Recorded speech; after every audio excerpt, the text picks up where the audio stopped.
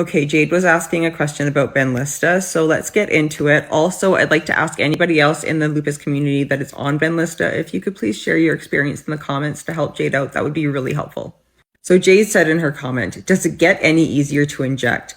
I hate this auto-injector style. I really miss the button style of Humira. Having a really hard time with Benlysta right now.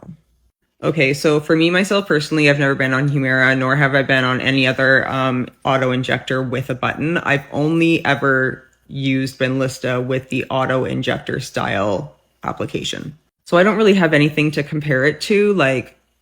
This is what I know. For me, I found that it was much easier to go into my leg versus my stomach because my stomach is like soft and jiggly and my leg is like more muscly. And because you have to like put in quite a bit of pressure in order to start the auto injector, I find that injecting into my leg is much easier than injecting into my stomach area. So Jade, given your experience, I don't know if you've been in contact with the Benlysta Monarch program. I know for myself, they call me usually about like twice a year to check in with me, to ask me how I'm doing with my Benlysta, check to see if my prescription is still valid, blah, blah, blah. I think this would be a great opportunity if you have been in contact with them to provide them some feedback on your experience with the auto injector versus the button style injector.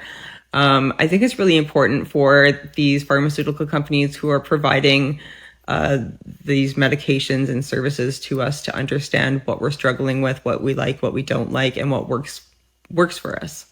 So I encourage you to maybe get in contact with them and provide some feedback, because if you're dealing with or struggling with this issue, then there's a good chance that there's other patients that are struggling with the exact same thing.